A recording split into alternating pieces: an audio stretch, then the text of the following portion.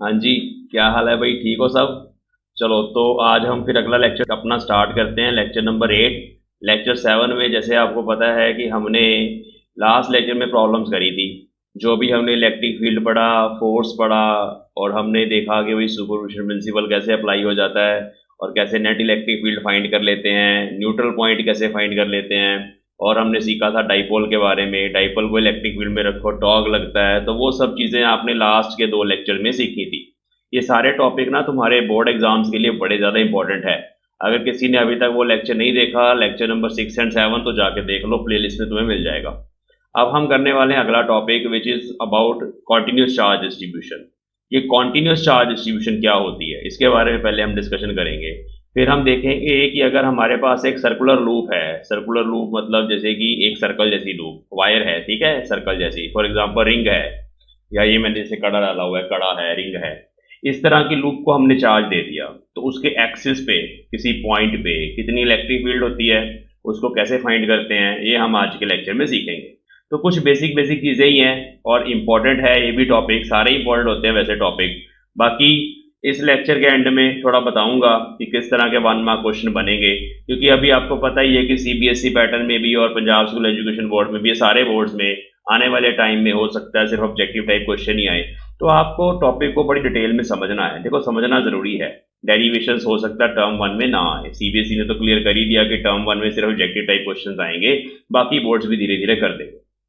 तो इसलिए सारा फोकस ना टॉपिक को समझने पे रखो। और आप सब बड़े इंटेलिजेंट बच्चे हो और सबका बड़ा अच्छा रिस्पॉन्स आ रहा है मुझे चैनल पे, तो अच्छे से टॉपिक को समझो और फिर नोट्स बनाओ। देखो, जब भी आप मैं स्क्रीन कंप्लीट करता हूँ ना, मैं एक स्क्रीन भर देता हूँ जब, तो उसके बाद थोड़ी देर पॉज कर लिया करो वीडियो को, उतना लिख लिया करो कॉपी पे, शॉर्ट नोट्स बना लिया करो, उनको रिवाइज कर लिया करो, ठीक है।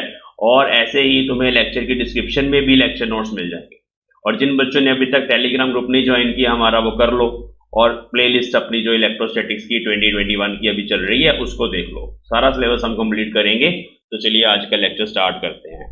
देखो, सबसे पहली जो हमारी डिस्कशन है वो है अबाउट कॉन्टिन्यूस चार्ज डिस्ट्रीब्यूशन। वैसे थोड़ा नाम से क्लियर हो रहा है कि ये कॉन्टिन्यूस का मतलब होता है कि जो कॉन्टिन्यूटी में हो, है ना। तो उसको हम अभी देखेंगे, कॉन्टिन्यूस चार्ज डिस्ट्रीब्यूशन। ठीक है, ये हमारा टॉपिक है पहला, ठीक है।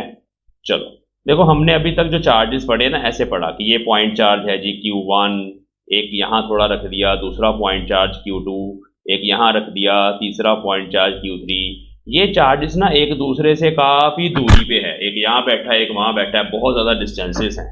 देखो कितने ज्यादा बड़े बड़े डिस्टेंसेस हैं इनके बीच में, है ना।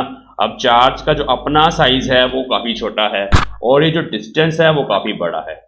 तो इस तरह की चार्ज जो डिस्ट्रीब्यूशन जो होती है ना, उसको बोलते हैं डिस्क्रीट चार्ज डिस्ट्रीब्यूशन। तो ये है डिस्क्रीट। अभी तक जो हमने पढ़े हैं डिस्क्रीट मतलब दूर दूर बैठे हैं। अभी जैसे कोरोना चल रहा है आजकल, क्लास में सोशल डिस्टेंसिंग चल रही है, बच्चे दूर दूर बैठ गए क्लास में आके, तो वो बन जाती है discrete distribution, discrete charge distribution, ठीक है। चलो, आई होप आपको ये पॉइंट तो समझ आ गया। अब कॉन्टिन्यूस चार्ज डिस्ट्रीब्यूशन क्या होगा? अगर ये चार्जेस जो हैं तीनों, इनको मैं पास पास ले आऊं, ये आ गए एक दूसरे के पास पास, तो अभी एक छोटी सी लाइन लग रही है आपको, 3 चार्जेस की लाइन है, तो इसको बोल देंगे कॉन्टिन्यूस चार्ज डिस्ट्रीब्यूशन। इस केस में क्या है कि जो डिस्टेंस या सेपरेशन है ना 2 चार्जेस के इन बिटवीन, वो सेपरेशन बहुत छोटी है, चार्ज के साइज से छोटी है। तो चार्जेस ऐसे लग रहे हैं जैसे बिल्कुल पास पास बैठे हैं, तो इस तरह की डिस्ट्रीब्यूशन को बोलते हैं कॉन्टिन्यूस। अब कॉन्टिन्यूस चार्ज डिस्ट्रीब्यूशन जो है ना, वो 3 तरह की होती है कॉन्टिन्यूस, जिनको हमने स्टडी करना है। एक होती है लीनियर, नाम से पता चल जाएगा लीनियर। दूसरी होती है सरफेस। तीसरी होती है वॉल्यूम। नाम से पता चल रहा है वैसे तो सर। लीनियर मतलब अगर चार्जेस एक लाइन के अलोंग पड़े, जैसे स्ट्रेट लाइन हो सकती है, ऐसे वायर है स्ट्रेट वायर, उसको मैंने चार्ज दे दिया। अभी मैं कह रहा हूं सर्कुलर लूप करेंगे, तो सर्कुलर वायर है उसको हमने चार्ज दे दिया। इस तरह की डिस्ट्रीब्यूशन को बोलते हैं लीनियर चार्ज डिस्ट्रीब्यूशन, क्योंकि एक लाइन जैसी है ना। ऐसे ही अगर सरफेस की बात करें तो नाम से क्लियर हो रहा है, मेरे पास एक पेपर की शीट है, उस शीट को मैंने पूरा चार्ज भर दिया, है ना, उसको बोल देंगे सरफेस चार्ज डिस्ट्रीब्यूशन। और वॉल्यूम में फॉर एग्जांपल एक डब्बा है मेरे पास ऐसा, उस डब्बे के अंदर हमने पूरा चार्ज भर दिया, ठीक है। एक बॉल है मेरे पास, रबड़ की बॉल, उस बॉल के अंदर हमने पूरा चार्ज भर दिया, ये स्फीयर बन गया। ये नीचे वाला क्यूब बन गया। इसको बोलते हैं कॉन्टिन्यूस चार्ज डिस्ट्रीब्यूशन और ये है वॉल्यूम वाली। अब इन तीनों तरह के चार्ज डिस्ट्रीब्यूशन को डिफाइन करने के लिए हमारे पास 3 पैरामीटर्स हैं जिनको आपने अंडरस्टैंड करना है, ऐसे यूनिट पता होना चाहिए, डिफाइन करना आना चाहिए, ठीक है। तो सबसे पहले हम लीनियर चार्ज डिस्ट्रीब्यूशन के कॉरेस्पॉन्डिंग जो हमारा पहला इंपॉर्टेंट पैरामीटर है उसको बोलते हैं linear charge density. Linear charge density बड़ा आसान है, देखो क्या है इसकी definition, it is charge per unit length, per unit length, ठीक है, simple, charge per unit length. मतलब ये है कि अगर मान लो मेरे पास एक वायर है, इसको मैंने पॉजिटिव चार्ज दे दिया और टोटल चार्ज मैंने दे दिया कैपिटल Q और इसकी जो लेंथ है वो है L, ठीक है। तो जो लीनियर चार्ज डेंसिटी होगी उसको लैम्डा से डिनोट करेंगे, लैम्डा से डिनोट करते हैं इसको, और ये होगा charge per unit length, simple, charge divide by length. इसका यूनिट बन जाएगा कूलम पर मीटर, ये इसका ऐसे यूनिट है। अब बच्चे चार्ज डिस्ट्रीब्यूशन फर्दर 2 तरह की होती हैं, कॉन्टिन्यूस के अंदर भी 2 तरह की होती हैं, ठीक है। कैसे, ध्यान से सुनना अभी। कॉन्टिन्यूस के अंदर 2 तरीके से चार्ज डिस्ट्रीब्यूट कर सकते हैं। एक तो हो सकती है uniform charge distribution, uniform charge distribution, ठीक है, और दूसरी हो सकती है नॉन यूनिफॉर्म चार्ज डिस्ट्रीब्यूशन, ठीक है। ये फर्दर 2 तरह की होती है। तो इसको भी समझेंगे क्या होता है। देखो नाम से क्लियर हो रहा है, यूनिफॉर्म, जब चार्ज यूनिफॉर्मली डिस्ट्रीब्यूटेड है, मतलब अगर मैं इस वायर की बात करूं, इस छोटे से पार्ट में मैंने स्मॉल पार्ट ले लिया, उसमें जितना चार्ज है उतना ही किसी और छोटे से पार्ट में चार्ज है, दोनों बराबर लेंथ के हैं, दोनों में चार्ज भी बराबर होगा, मतलब चार्ज यूनिफॉर्मली डिस्ट्रीब्यूटेड है। तो इस तरह के यूनिफॉर्म चार्ज डिस्ट्रीब्यूशन की प्रॉपर्टी क्या होती है, इसमें जो लैम्डा होता है ना, चार्ज पर यूनिट लेंथ, वो कांस्टेंट होता है। ये बड़ा इंपॉर्टेंट है, कांस्टेंट, ठीक है। तो हम लिखेंगे इफ लैम्डा इज कांस्टेंट। अगर एक कांस्टेंट नंबर आ जाए मेरे पास, जैसे मान लो मैंने यहाँ पे डिफाइन किया छोटी लेंथ के लिए लैम्डा और यहाँ पे भी डिफाइन किया किसी और छोटी लेंथ के लिए लैम्डा, दोनों केस में बराबर आ जाए, कांस्टेंट है, तो उसको बोला जाता है कि ये यूनिफॉर्म चार्ज डिस्ट्रीब्यूशन है। और अगर लैम्डा कांस्टेंट ना आए, अगर लैम्डा कांस्टेंट ना आए मतलब इस तरह का होगा चार्ज। देखो मान लो ये वायर है ना, तो इस सेंट पे चार्ज थोड़ा दूर दूर है ऐसे, बट जैसे जैसे हम दूर जा रहे हैं चार्ज पास पास आता शुरू हो गया, यहाँ चार्ज बहुत ज्यादा डेंस हो गया। अब हम बोलेंगे यहाँ चार्ज थोड़ा कम है, यहाँ थोड़ा ज्यादा है, इसको बोलते हैं नॉन यूनिफॉर्म चार्ज डिस्ट्रीब्यूशन, ठीक है। उसमें लैम्डा कांस्टेंट नहीं होता। अब दोनों ही केस में हम लैम्डा को ऐसे लिख सकते हैं, lambda is also small charge dq divide by small length dl, ऐसे भी लिखा जा सकता है। ये हम जब इसकी प्रॉब्लम सॉल्व करेंगे, अभी मैं वायर की इलेक्ट्रिक फील्ड आपको करवाऊंगा, लूप की इलेक्ट्रिक फील्ड, तब वहां पे यूज करेंगे small charge upon small length और total charge upon total length, ये दोनों बराबर होते हैं जब यूनिफॉर्म चार्ज डिस्ट्रीब्यूशन होती है। तो ये दोनों डेफिनेशंस आपको याद रखनी है लैम्डा की, and lambda is charge per unit length, ठीक है। नेक्स्ट है हमारे पास दूसरा parameter surface charge distribution. Surface charge distribution में हमारे पास क्या होता है, सरफेस चार्ज डेंसिटी, नाम से पता चल गया, सरफेस चार्ज डेंसिटी, इसको सिग्मा से डिनोट करते हैं, सिंबल जो है ना इसको सिग्मा बोलते हैं। अब ये क्या है, मैंने आपको बताया कि इस केस में ना चार्ज एक सरफेस के ऊपर होता है, चाहे वो स्केयर जैसा सरफेस है, चाहे वो ये है डिस्क, इसको बोलते हैं डिस्क, डिस्क पता ना तुम्हें, तो डिस्क के ऊपर भी चार्ज इस तरह से डिस्ट्रीब्यूटेड हो सकता है। तो इस केस में मान लो मैंने टोटल चार्ज Q दे दिया और इसका एरिया A है, तो सिग्मा डिफाइन करेंगे चार्ज अपॉन एरिया, इसके यूनिट्स हो जाएंगे कूलम पर मीटर स्क्वायर, ये इसका ऐसे यूनिट हो गया। इसको ऐसे भी लिख सकते हैं small charge dq by small area dA, ऐसे भी लिख सकते हैं। और फिर से अगर सिग्मा हमारा कांस्टेंट है तो मतलब चार्ज इज यूनिफॉर्मली डिस्ट्रीब्यूटेड, मतलब हर जगह सेम अमाउंट ऑफ चार्ज है, चार्ज इज यूनिफॉर्मली डिस्ट्रीब्यूटेड, मतलब मैंने फिर से बता दिया कि हर जगह चार्ज की अमाउंट बराबर है, ये नहीं कहीं पे चार्ज ज्यादा बैठा हुआ है कहीं पे कम बैठा हुआ, ऐसा नहीं है, ठीक है। तो सिग्मा कांस्टेंट होगा उस केस में। और अगर सिग्मा कांस्टेंट नहीं है, मतलब सिग्मा पोजीशन पे डिपेंड करता है। मतलब अगर आप यहाँ पे कह रहे हो तो डिफरेंट सिग्मा आ रहा है, यहाँ देख लो डिफरेंट आ रहा है, यहाँ देख लो डिफरेंट आ रहा है, तो उसको बोलते हैं फिर non uniformly distributed charge. Non uniformly distributed charge. इस बार जो बच्चे बहुत अच्छे नंबर लेना चाहते हैं सीबीएसई में, पंजाब स्कूल एजुकेशन बोर्ड में या किसी भी बोर्ड में, उनको कॉन्सेप्ट्स को अच्छे से समझना है। ये बड़ा ज़रूरी है क्योंकि अभी इस बार कॉन्सेप्ट बेस्ड क्वेश्चंस आएंगे। आगे चलते हैं। लास्ट में है मेरे पास सरफेस चार्ज डिस्ट्रीब्यूशन के बाद, सरफेस चार्ज डेंसिटी के बाद वॉल्यूम चार्ज डेंसिटी। जिसमें मैंने बताया कि तीसरा हमारा पैरा डिस्ट्रीब्यूशन है वॉल्यूम वाली, जिसमें आ जाएगा वॉल्यूम चार्ज डेंसिटी। अच्छा, इसको किस सिंबल से डिनोट करते हैं? रो से। रो से, ठीक है। रो डेंसिटी का होता है ना, density is equal to mass upon volume. यहां बन जाएगा चार्ज अपॉन वॉल्यूम। इसको बोल सकते हैं चार्ज पर यूनिट वॉल्यूम, और इसको आप लिख सकते हो rho is equal to charge by volume. SI unit हो जाएगा इसका, आप बताओ, सोचो, कूलम पर metre cube. Good, volume is metre cube. और दूसरा हो जाएगा D Q by D V. ये भी इसी का फॉर्मूला है, ये फॉर्मूला भी आपके काम आएगा। ओके, अब यहां पे बच्चों एक और चीज, वही सेम बात कि अगर ये कांस्टेंट है तो चार्ज यूनिफॉर्मली डिस्ट्रीब्यूटेड है, ठीक है। तो यूनिफॉर्म डिस्ट्रीब्यूशन, ठीक है।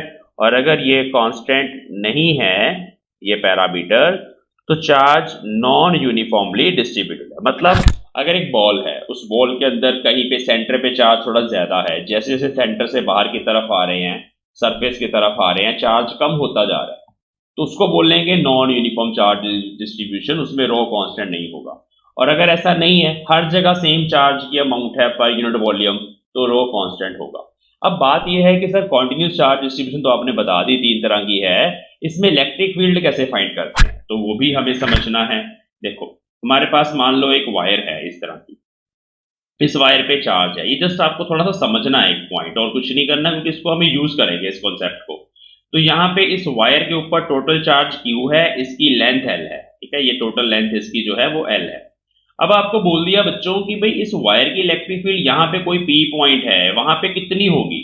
ये डिस्टेंस दे दिया वायर से, ये वायर के इस एंड से आपको डिस्टेंस दे दिया, ठीक है। ये मान लो R डिस्टेंस दे दिया आपको पूछा गया इस वायर की कितनी इलेक्ट्रिक फील्ड होगी। अब इलेक्ट्रिक फील्ड का फॉर्मूला जो हमने पढ़ा हुआ है वो ये है, वो है E इज इक्वल टू के क्यू बाय आर स्क्वायर। ये फॉर्मूला हमने पढ़ा है, वेक्टर क्वांटिटी होती है तो आर कैप आ जाता है। बट आपको पता होना चाहिए, और पता भी होगा कि भाई ये फॉर्मूला तो है पॉइंट चार्ज के लिए, है ना। ये पॉइंट चार्ज का फॉर्मूला है, और क्या ये पॉइंट चार्ज है? नहीं सर, ये तो वायर है। इस वायर की इलेक्ट्रिक फील्ड इस फॉर्मूले से कैसे आएगी? क्योंकि ये तो कूलम्स लॉ से आया ये वाला फॉर्मूला, और कूलम्स लॉ तो वैलिड ही नहीं है बड़ी बड़ी बॉडीज के लिए, एक्सटेंडेड ऑब्जेक्ट्स के लिए। आपने बताया था कि सर कूलम्स लॉ जो है वो सिर्फ पॉइंट चार्जेस के लिए वैलिड है। तो क्या फिर हम इस वायर की इलेक्ट्रिक फील्ड नहीं फाइंड कर सकते?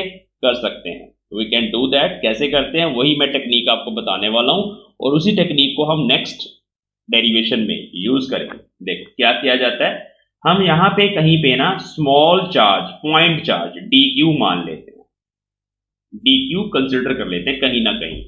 उस dq का कुछ डिस्टेंस होगा ऐसे ना p पॉइंट से, उस डिस्टेंस को मान लो x मान लिया मैंने, ठीक है। अब इस dq की इलेक्ट्रिक फील्ड तो p पे लिखी जा सकती है, क्योंकि dq क्या है? छोटा चार्ज। dq क्या है? Point charge. ओके गुड, ये पॉइंट चार्ज है। इसकी इलेक्ट्रिक फील्ड यहाँ पे ऐसे बाहर की तरफ होगी अगर ये पॉजिटिव चार्ज है, और उसको लिखा जाता है स्मॉल इलेक्ट्रिक फील्ड dE, और वो सेम फॉर्मूला यहां लग जाता है k dq। अभी मैंने कैपिटल Q लिया हुआ है, तो capital Q divided by x square x cap, ठीक है। ये सेम फॉर्मूला बच्चों यहां लग जाता है। बट ये इलेक्ट्रिक फील्ड सिर्फ उस छोटे से पार्ट की है जो मैंने वहां पे एलिमेंट्री चार्ज कंसिडर किया है dq, पूरी वायर की नहीं आई अभी। तो यहाँ पे फिर कंप्लीट वायर की इलेक्ट्रिक फील्ड फाइंड करने के लिए हम मैथमेटिक्स की हेल्प लेते हैं। कैसे? इंटीग्रेशन। इंटीग्रेशन का यही मेन ऑब्जेक्टिव है कि अगर किसी छोटे से पार्ट के लिए, किसी छोटे से टाइम के लिए आपके पास कोई रिजल्ट है, टाइम भी हो सकता है, डिस्टेंस भी हो सकता है, एनीथिंग, किसी छोटे से पार्ट के लिए आपके पास कोई रिजल्ट है, आप कंप्लीट फाइंड करना चाहते हो, तो उनको इंटीग्रेट कर दो। मतलब इंटीग्रेट का मतलब है कि यहाँ भी डी क्यू मानेंगे, यहाँ भी मानेंगे, ऐसे छोटे छोटे छोटे छोटे डी क्यू मान के हमने मैथमेटिकली करते हैं, ऐसे हर बार नहीं लिखेंगे, इतना नहीं होता, हम मैथमेटिकली करेंगे। देखना कैसे, तो इन सारे पार्ट्स की छोटी छोटी इलेक्ट्रिक फील्ड्स लिख के बाद में उन सबको हम इंटीग्रेट कर देते हैं। मतलब डी को इंटीग्रेट करोगे, यहाँ भी इंटीग्रेट करोगे, तो आपके पास क्या आ जाएगा, टोटल इलेक्ट्रिक फील्ड। ये कॉन्सेप्ट है सिर्फ समझने के लिए, इस पे डायरेक्ट क्वेश्चन ऐसे नहीं आएगा, बट यहाँ पे इलेक्ट्रिक फील्ड हम ऐसे फाइंड करते हैं। अब देखते हैं कि सर्कुलर लूप के केस में ये वाला कॉन्सेप्ट कैसे अप्लाई करना है। ठीक है, चलो let us do that. We will now find electric field of circular loop at a point on its axis. तो हमारे पास ये सर्कुलर लूप है,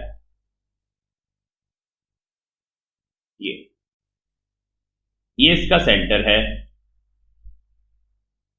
ये है हमारा y एक्सिस, ये है हमारा z एक्सिस, ये ओरिजिन बन गया, और ये है x एक्सिस। ये जो लूप है ना, ये स्क्रीन के ऐसे परपेंडिकुलर पड़ी हुई है, yz प्लेन के अंदर स्क्रीन के परपेंडिकुलर। और ये जो लाइन है जिसको मैं x एक्सिस बोल रहा हूं, ये बेसिकली लूप का एक्सिस ही है, इसी को बोलते हैं एक्सिस। ऐसी लाइन जो सेंटर में से पास करे, लूप के सर्कल के सेंटर में से पास करे और उसके प्लेन के परपेंडिकुलर हो। जैसे ये प्लेन है तो प्लेन के ऐसे परपेंडिकुलर, तो ये जो मेरा मार्कर है ये अभी इस टाइम एक्सिस बन गया लूप का। ठीक है, तो यहां पे हमें किसी पॉइंट P पे यहाँ पे इलेक्ट्रिक फील्ड फाइंड करनी है। तो बच्चों लेट अस सपोज इस लूप की जो रेडियस है वो स्मॉल a है, इस पे टोटल चार्ज कैपिटल Q है, जो यहाँ पे यूनिफॉर्मली डिस्ट्रीब्यूटेड है, यूनिफॉर्मली ऐसे ये चार्ज डिस्ट्रीब्यूट हो गया यूनिफॉर्मली। ठीक है, तो अब इस पूरी लूप की इलेक्ट्रिक फील्ड P पॉइंट पे डायरेक्टली तो लिखी नहीं जा सकती, क्योंकि कूलम्स लॉ तो पॉइंट चार्ज के लिए वैलिड है सर। तो हम क्या करेंगे, हम यहाँ पे एक छोटा सा एलिमेंट्री पार्ट कंसिडर करेंगे, इस पे स्मॉल चार्ज dq मान लिया मैंने, और इस dq की इलेक्ट्रिक फील्ड P पे लिखेंगे। O से P का डिस्टेंस स्मॉल x है, स्मॉल x, और ये डिस्टेंस जो माना मैंने, ये वाला डिस्टेंस जो आएगा मेरे पास, उसको मैंने r मान लिया। बट एक्चुअली ये r किसके बराबर होगा, देखो ये राइट एंगल ट्रायंगल तुम्हें नजर आ रहा है, 90 degree angle, this is hypotenuse, तो ये r होगा under root a square plus x square. यहां तक आप सबको समझ आ गया, गुड। तो डिस्टेंस फाइंड कर लिया हमने। अब हमें P पॉइंट पे सिर्फ dq की इलेक्ट्रिक फील्ड लिखनी है, और फिर हम उसको इंटीग्रेट करेंगे। इलेक्ट्रिक फील्ड है, डायरेक्शन का भी ध्यान रखना है। कैसे, ध्यान से समझना। dq पॉजिटिव चार्ज है, पॉजिटिव चार्ज की इलेक्ट्रिक फील्ड P पॉइंट पे बनानी है, वेक्टर बनाना है, डायरेक्शन बनानी है, तो वो हमेशा होती है अवे फ्रॉम द चार्ज। ये हमने पढ़ा हुआ है, यहां पे पॉजिटिव चार्ज है, यहां पॉइंट P है, electric field is away from the charge. यहां पे कहीं पे पॉजिटिव चार्ज है यहां पे, और यहां पे पॉइंट P है, electric field is away from charge. तो सेम यहां पॉजिटिव चार्ज है छोटा सा, उसकी ये इलेक्ट्रिक फील्ड है। अब अगर ये वाला एंगल थीटा है तो ये भी थीटा होगा, दोनों एंगल बराबर होंगे। इस स्मॉल इलेक्ट्रिक फील्ड को हम लिखेंगे DE वेक्टर। अभी मैंने इसका फॉर्मूला लिखना है, फिर हम इसको रिजॉल्व करेंगे। ठीक है, चलो। तो ये जो स्मॉल इलेक्ट्रिक फील्ड है DE वेक्टर सर, वो कितनी है, कूलम्स लॉ लग जाएगा ना, खाली कर ले स्क्रीन जरा अपनी। ठीक है, अब साफ होगी, ये वापस लिखेंगे, देखना। तो DE vector is small electric field due to elementary charge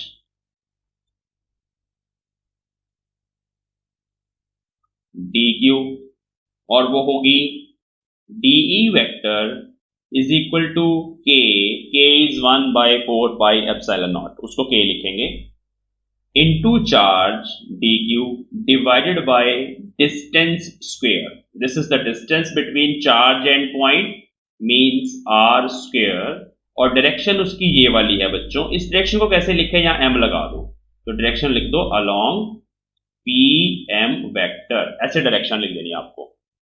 यहां तक क्लियर हो गया, कुछ नहीं किया। डायग्राम कैसे बनाना है उसकी प्रैक्टिस कर लो। और ये वाली इलेक्ट्रिक फील्ड कूलम्स लॉ वाले फॉर्मूले से आई है, पॉइंट चार्ज की इलेक्ट्रिक फील्ड। अब ये जो DE वेक्टर है ये सिर्फ इसकी इलेक्ट्रिक फील्ड है, इसको इक्वेशन 1 बोल देते हैं इस छोटे से चार्ज की।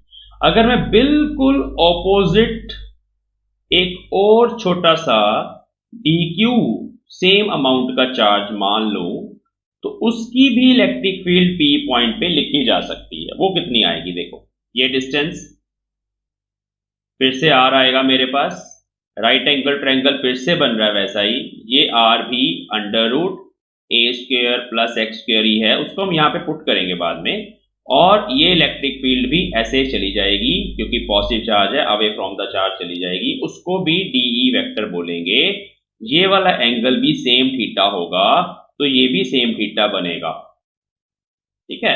तो इस ऐसे ही हम फिर लिख लेते हैं कि let us suppose consider another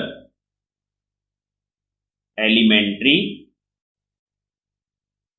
charge, यहां लिख रहा हूं मैं इसके बाद charge dq at diametrically opposite point,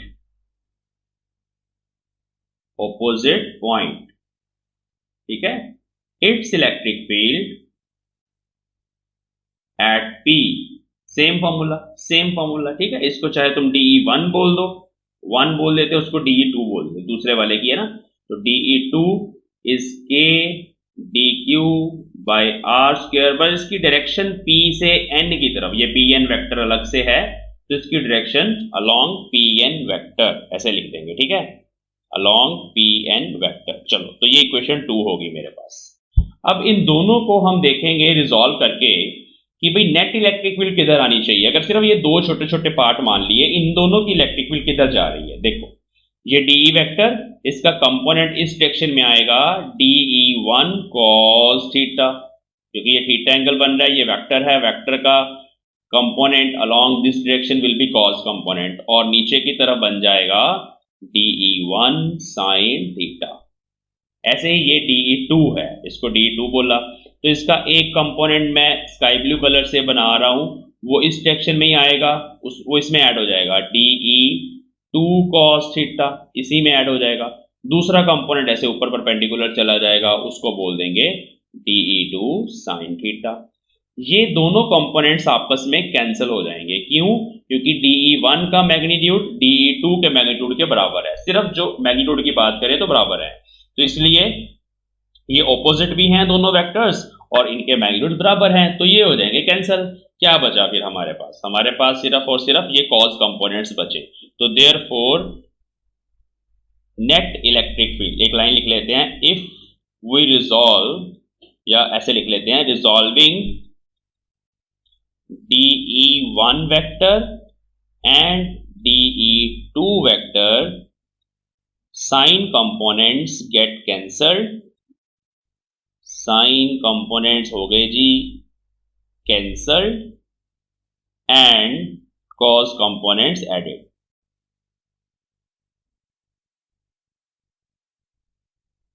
ये ऐड हो जाएंगे बच्चों।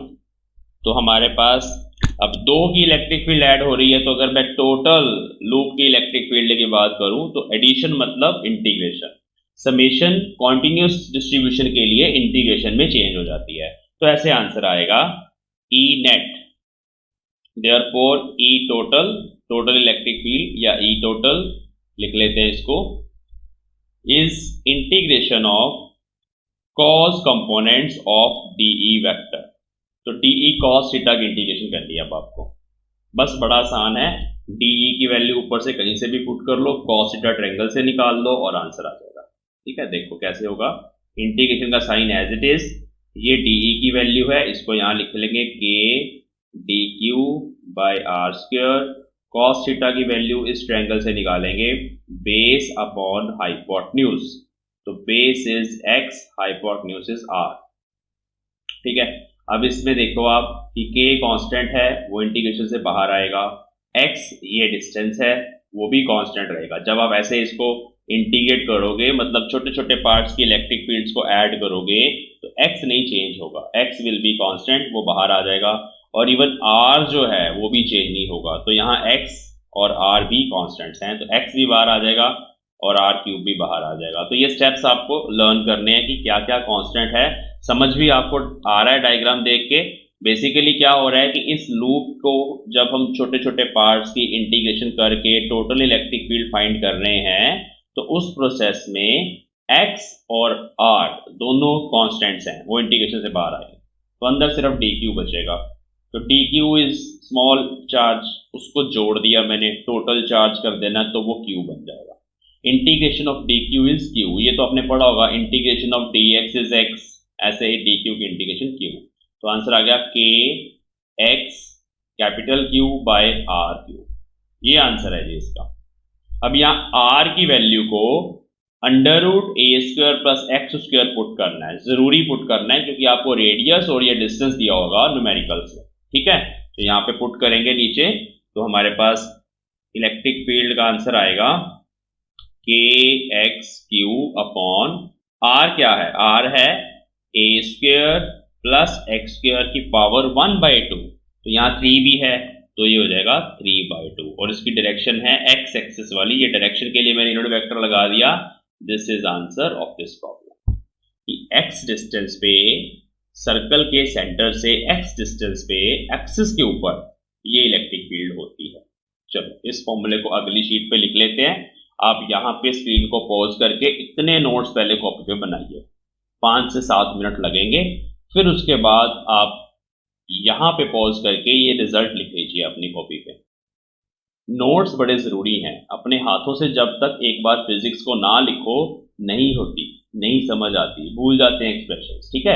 आगे चलते हैं, तो अब हम इसको डिस्कस करेंगे कि सेंटर पे कितनी फील्ड है वो देखेंगे, ठीक है। तो इलेक्ट्रिक फील्ड का पहले तो फॉर्मूला याद रखना है, लूप की इलेक्ट्रिक फील्ड के Q x upon a square plus x square power 3/2 x cap, ठीक है, ये फॉर्मूला हो गया। अब हम इसको पहले लैम्डा की टर्म्स में लिखेंगे। लैम्डा मैंने बताया था ना, lambda is linear charge density, तो इन टर्म्स ऑफ लैम्डा कैसे लिखेंगे, देखना ध्यान से समझना। देखो ये हमारी लूप थी बच्चों, इस लूप पे टोटल चार्ज Q गिवन था, पॉजिटिव चार्ज कैपिटल Q, ठीक है, ये है इसके ऊपर चार्ज, और इसकी रेडियस स्मॉल a है। इसका लैम्डा कितना होगा, अभी डेफिनेशन करवाई मैंने आपको। लैम्डा होता था चार्ज अपॉन लेंथ, इसको याद कर लो, ठीक है, charge upon length, charge per unit length. Charge कितना है, कैपिटल Q, लेंथ कितनी है इसकी, रेडियस अगर a है, सर्कल है, तो सरकमफ्रेंस लेंथ होगी, तो लेंथ कितनी है इसकी 2πa, ये लैम्डा है यहाँ पे। अब यहां से अगर Q निकाल लें तो बन जाएगा लैम्डा इंटू 2πa। इसको हम इक्वेशन 1 में पुट कर देते हैं, या इसको 3 बोल देते हैं ना, अभी 1 2 तो दे दिया पीछे, तो पुट इन 3। अगर मैं इसको 3 में पुट कर दूं इस पूरी वैल्यू, देखते क्या बनेगा फॉर्मूला, तो ये बना ई वेक्टर के एक्स, ऐसे रहेगा, Q की जगह आएगा लैम्डा इंटू 2πa ऐसे लिखा जाएगा, डिनोमिनेटर में वही रहेगा a square plus x square power 3/2, तो ये बन गया। अब यहाँ पे k को भी पुट करते हैं, क्योंकि ना अभी ऑब्जेक्टिव टाइप क्वेश्चन आने हैं, हो सकता है 4 फॉर्मूले आ जाएं तुम्हारे सामने, option A B C D, उसमें सही वाला बनाना हो तो किसी भी फॉर्म में हो सकता है। k को पुट करेंगे, k क्या है हमारा, k है 1/4 पाई एप्सिलॉन नॉट, x ऐसे ही रहेगा, लैम्डा ऐसे ही रहेगा, 2πa ऐसे ही रहेगा, और नीचे आएगा a square plus x square power 3/2, तो यहाँ 2 कट गया, पाई से कट गया, रिजल्ट आ गया lambda into a into x divided by 2 epsilon not a square plus x square power 3/2। तो इस तरह से in terms of lambda, linear charge density अगर तुम्हें पता है तो ये फॉर्मूला तुम्हारे काम आएगा। a is radius and x is the distance of loop, ठीक है। चलिए अब स्क्रीन पे पॉज करिए वीडियो को, और यहां से लेके नीचे वाले फॉर्मूले तक अपने नोट्स बनाइए। ओके, अब यहां से लेके ये लास्ट वाला एक्सप्रेशन भी पॉज करके कॉपी पे नोट डाउन करिए। देखो एक बार टाइम लग जाएगा, बट दोबारा जब अपनी कॉपी पढ़ोगे ना तो ये वाली डेरिवेशन और ये सारे कॉन्सेप्ट तुम्हें अच्छे से याद होंगे, ये बड़ा जरूरी है एक बार करना, ठीक है। चलो आगे चलते हैं।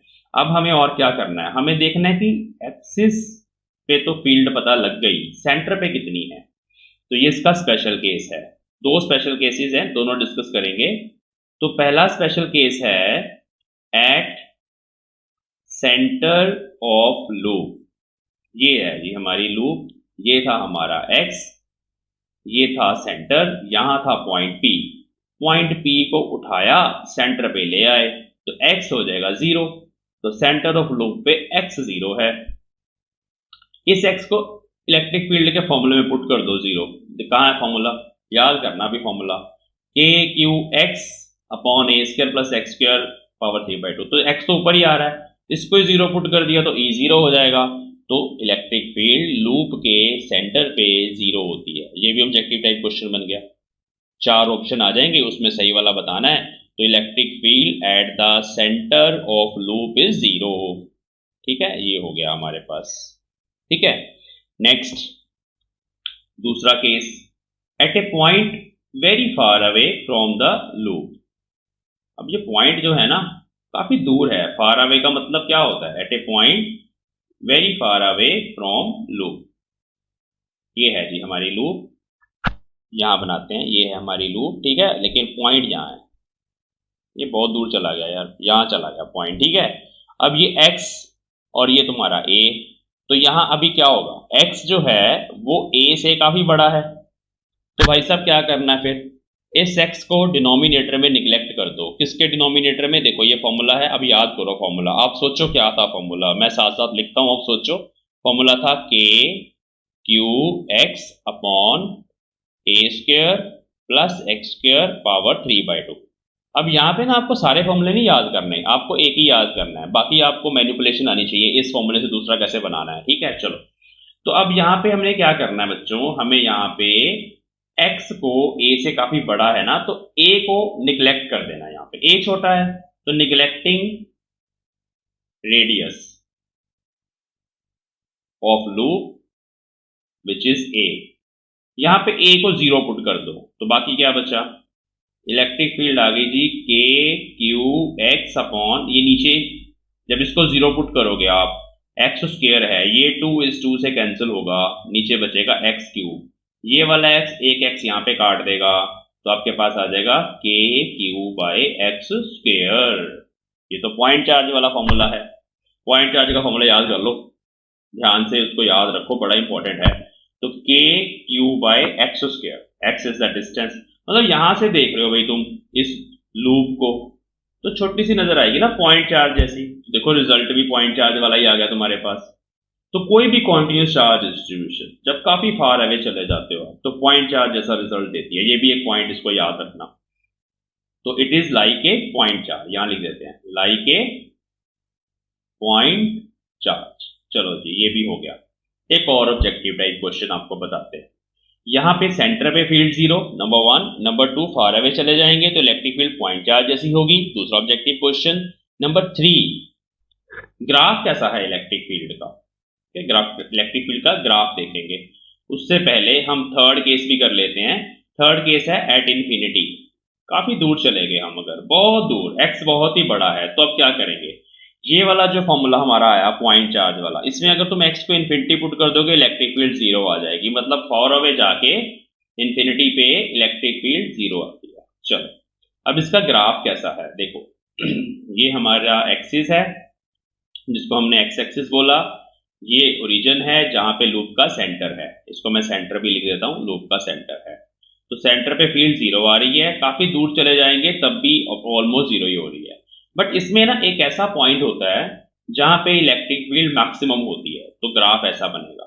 ऐसा पहले बढ़ रही इलेक्ट्रिक फील्ड, ऐसे बढ़ेगी, मैक्सिमम हो जाएगी किसी पॉइंट पे, ऐसे बढ़ेगी, मैक्सिमम हो जाएगी और फिर ऐसे डिक्रीज होगी।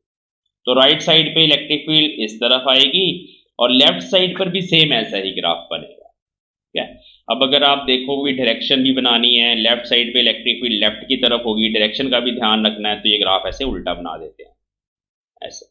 ठीक है, तो इस तरह की शेप दोबारा बना रहा हूं मैं, लाइक दिस, लाइक दिस। ठीक है, मैं बार बार बना रहा हूं, आप भी प्रैक्टिस कर लेना इसकी। ये और ये जो सेंटर है और यहां से किसी पॉइंट पर फील्ड मैक्सिमम होती है। किस पॉइंट पे मैक्सिमम होती है, जेई की क्लास में फाइंड करेंगे, जब मैं जेई की क्लास करवाऊंगा आपको। वो अलग से लेक्चर रिकॉर्ड करेंगे, पहले फंडामेंटल्स कर लें सारे, ठीक है। जब कभी इलेक्ट्रोस्टैटिक फिनिश हो जाएगा, 1-2 दिन ब्रेक लेके मैं आपको 2-3 टॉपिक्स 2-3 लेक्चर भेजूंगा जेई के भी, ठीक है। लेकिन अभी आपको पहले अपना टेम्परामेंट डेवलप करना है कि आपको बेसिक्स अच्छे से आ जाए। तो नीट की और जेई की क्लासेस अलग से रिकॉर्ड करेंगे ताकि कंफ्यूजन ना हो कि कौन सा टॉपिक कहाँ पे करना है। तो सीबीएसई बोर्ड तक ये ग्राफ भी पूछा जा सकता है। यहाँ पे ये डिस्टेंस चल रहा है x और इधर हमारी चल रही है electric field E vector. Negative electric field का मतलब है कि हम लेफ्ट साइड पे चलेंगे। जैसे मान लो ये लूप है, एक और ऑब्जेक्टिव टाइप क्वेश्चन, ये लूप है। अब हमें सिर्फ डायरेक्शन बनानी है इलेक्ट्रिक फील्ड की डिफरेंट पॉइंट्स पे। ये एक्सिस है हमारा, ये सेंटर हो गया, सेंटर पे तो 0 है। अगर ऑब्जर्वेशन पॉइंट यहाँ होगा तो इलेक्ट्रिक फील्ड इस तरफ बनेगी E1 वेक्टर, और अगर ऑब्जर्वेशन पॉइंट यहाँ होगा तो इलेक्ट्रिक फील्ड इधर बनेगी अपोजिट डायरेक्शन में E2 वेक्टर। समझ गए मेरी बात? क्योंकि पॉजिटिव की इलेक्ट्रिक फील्ड हमेशा अवे फ्रॉम चार्ज होती है। पॉजिटिव चार्ज है तो ऐसे बनेगी। अगर हम लूप को नेगेटिव चार्ज दे दें सर, फिर क्या होगा? मान लो ये लूप है हमारी, इसको हमने नेगेटिव चार्ज दे दिया -Q। ये छोटे छोटे डायग्राम्स ना ऐसे क्वेश्चन बनते हैं, ठीक है, जो 1 मार्क क्वेश्चन है। -Q दे दिया मैंने, ये सेंटर है, ये एक्सिस बन गया हमारा, ठीक है। अब मान लो यहाँ पे है तुम्हारा पॉइंट, तो इलेक्ट्रिक फील्ड इधर होगी towards the loop E1 vector, और अगर पॉइंट यहाँ पे है तो इलेक्ट्रिक फील्ड इधर होगी E2 वेक्टर। तो ये भी याद रखना कि इलेक्ट्रिक फील्ड नेगेटिव की एक्सिस पे अंदर की तरफ बनानी है और पॉजिटिव की बाहर की तरफ बनानी है। ये भी एक ऑब्जेक्टिव टाइप क्वेश्चन हो गया। फिर आपको ये फॉर्मूला याद करना है और एक न्यूमेरिकल भी कर लेते हैं हम छोटा सा। अभी यहाँ तक कर ही लिया तो एक न्यूमेरिकल भी कर लेते हैं। लास्ट आज का एग्जांपल, लास्ट क्वेश्चन, और इसके बाद फिर हम नेक्स्ट क्लास में पढ़ेंगे electric field lines. Very very important for CBSE, NEET, JEE, Punjab school education board and any board. Very very important topic कि डिफरेंट तरह की चार्ज डिस्ट्रीब्यूशन की इलेक्ट्रिक फील्ड लाइंस कैसे ड्रॉ करते हैं और ऐसा क्यों ड्रॉ करते हैं, उनकी प्रॉपर्टीज क्या है, वो नेक्स्ट लेक्चर में करेंगे। तो आज का लास्ट क्वेश्चन, ये हमारे पास एक लूप है, ठीक है जी, ये एक लूप है।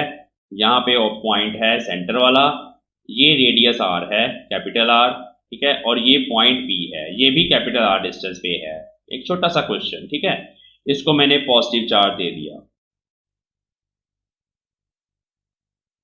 मुझे P पॉइंट पे इलेक्ट्रिक फील्ड फाइंड करनी है, तो इस तरफ होगी, और वो कितनी होगी, K चार्ज मैंने Q दिया, Q x, ये वाला डिस्टेंस होता है, x आता है ना, तो x की जगह r आ गया मेरे पास, अंडर रूट, नीचे आता है a square plus x square, a मतलब रेडियस थी जो r के बराबर आ गया, r square plus x square वो भी r के बराबर आ गया, r स्क्वायर पावर 3/2।